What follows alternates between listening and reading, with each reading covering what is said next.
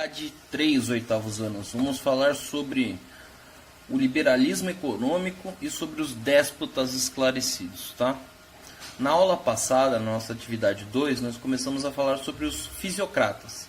Lembrando, os fisiocratas eles tinham a proposição de que a economia funcionava por si mesma, como se ela fosse uma força natural. Exemplos de forças naturais? O vento, o sol, a chuva, isso é, que agem sem a interferência do homem. Na opinião dos fisiocratas, a economia seria algo parecido. Então não necessitaria de uma imposição do governo através da criação das taxas, das leis, dos monopólios e assim por diante. Então os fisiocratas eles vão formar aí a base do que seria o liberalismo econômico, que é o tema da nossa aula de hoje. Então, se você não lembra dos fisiocratas, volta na nossa aula passada e recupera o tempo perdido. Voltando. Na atividade 3, nós vamos tratar justamente do principal pensador liberal, que é o Adam Smith. O Adam Smith ele vai propor, dentro de um livro que ficou muito famoso, conhecido como A Riqueza das Nações, duas regras básicas que vão servir aí como norte do pensamento liberal. A primeira delas vai ser a lei da oferta e da demanda, e a segunda é a teoria da mão invisível que rege o mercado. Vamos explicar rapidamente as ideias do Adam Smith. Na opinião dele, o preço das coisas se basearia na quantidade de pessoas que estão procurando. Vamos lá. Se todo mundo procurar canetas azuis, o preço da caneta azul vai aumentar. Em compensação, como está todo mundo procurando caneta azul, a caneta vermelha vai ficar mais barata. Então, esse exemplo simples, né, vai aí tentar resumir essa ideia de que o valor das coisas se baseia no equilíbrio entre uma oferta, isso é, a quantidade de produtos disponíveis, e a demanda, isso é, a procura por aqueles produtos. Outro exemplo para deixar bem claro para vocês. Vamos lá. Tênis All Star. Se todo mundo quiser comprar tênis All Star, vai haver uma grande demanda, certo? Só que a fábrica da All Star não consegue aumentar a produção dela de tênis, então vai ter uma oferta limitada. O que vai acontecer com o preço? Ele vai subir.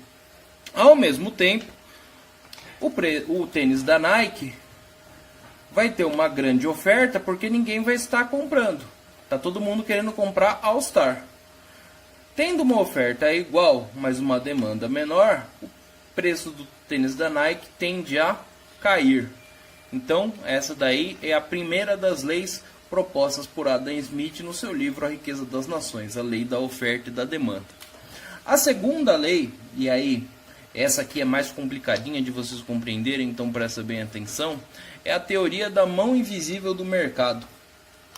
Na opinião do Adam Smith, e aí ele já vai se embasar no pensamento lá dos fisiocratas que a gente estudou na aula passada, existiria uma espécie de mão invisível, tá? Que faria com que o mercado autocompensasse as perdas e os ganhos. Então, para manter um certo equilíbrio no preço das coisas, o mercado não precisaria da intervenção do governo. O governo não precisaria falar assim, olha, você está vendendo tênis muito caro, ou você tem que parar de fabricar o tênis. O próprio mercado faria isso sem intromissão do governo, tá? É como se houvesse uma espécie de mão, entre aspas, agindo para empurrar ou para puxar os bens. Toda vez que vocês forem comprar algo, vocês estão puxando um bem. Você vai até a loja, certo? E, por exemplo, vamos lá, você vai na sorveteria. Aí você está lá puxando um bem. Você está sinalizando para o dono da sorveteria que aquele bem é algo precioso para você, né? Que aquela coisa é algo preciosa para você e que você quer que ele produza mais. Tá? É uma sinalização positiva. Você está puxando o mercado. Ao mesmo tempo, quando vocês assistem uma propaganda na televisão, por exemplo, tem aí as propagandas que passam no intervalo do futebol.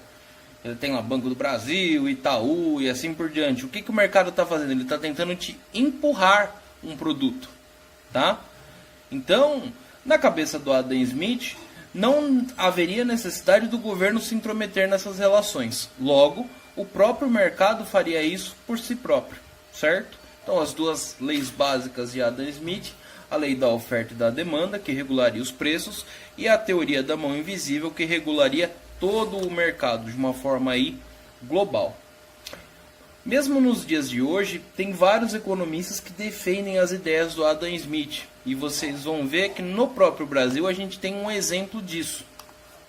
A gente pode citar aí o ministro da Economia, o Paulo Guedes, que é um defensor das ideias do Adam Smith. Tá? Basicamente vai ter aí duas escolas econômicas que vão estar em conflito nos dias de hoje.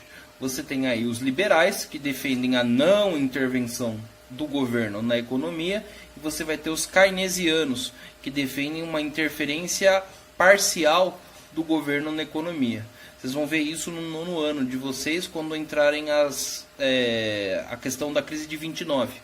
Né? Vai ser uma crise terrível que vai acontecer nos Estados Unidos, onde o liberalismo vai falhar na questão, principalmente, da mão invisível do mercado. Vai haver uma superprodução, essa superprodução vai gerar uma superinflação, que vai gerar um super desemprego, e vai todo mundo para o buraco, junto e ao mesmo tempo. Tá? A partir daí, um outro economista chamado Keynes, ele vai criar uma outra teoria em contraposição às ideias do Adam Smith, que era o cara que estava reinando no campo econômico até então, certo? Então, a partir daí já tem até uma nova fronteira para vocês estudarem nesses conflitos históricos. Em termos econômicos, vocês vão ver que o estudo da economia já vai se dividir entre liberais e keynesianos.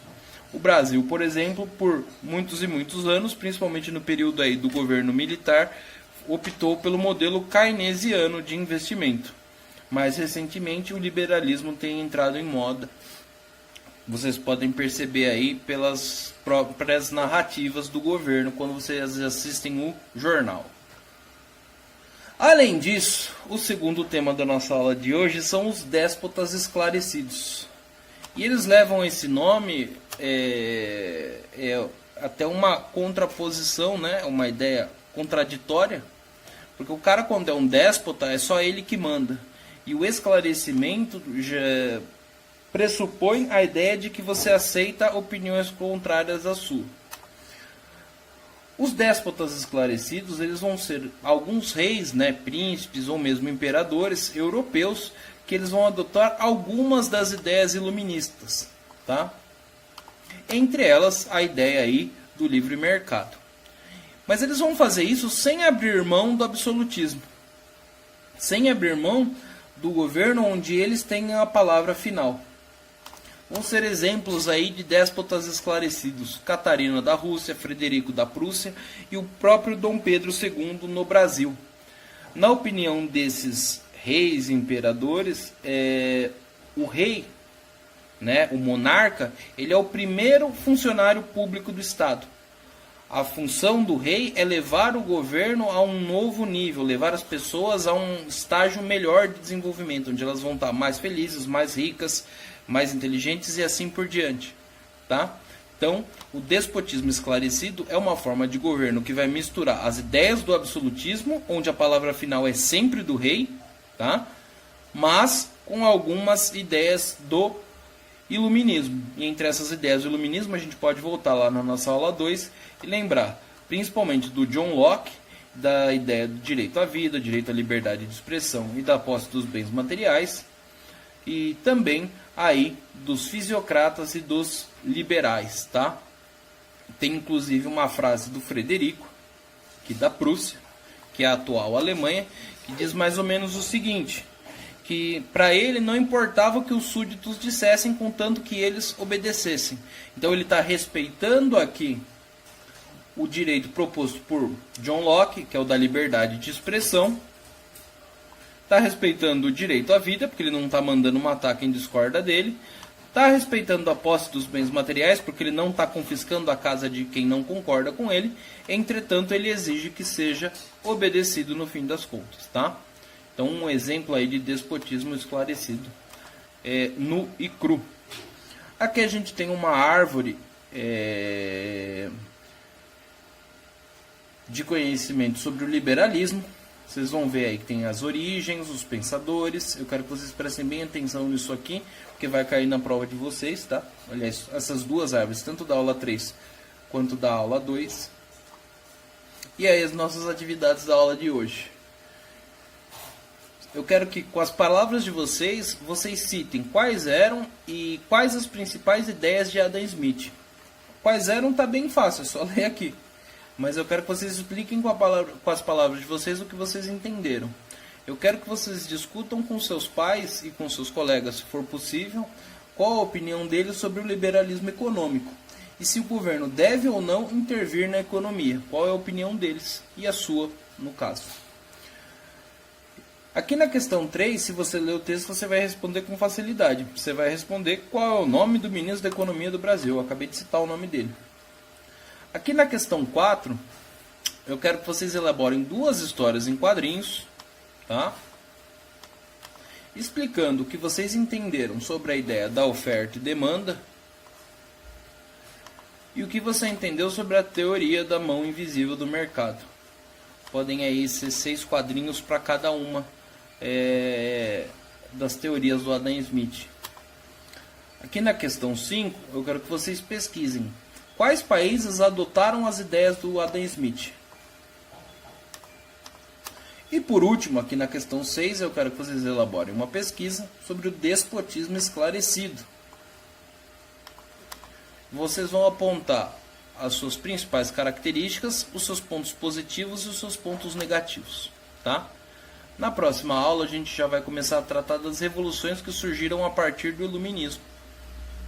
Que vai ser a Revolução Americana, a Revolução Francesa e as revoluções que aconteceram também no Haiti e no Brasil, tá bom?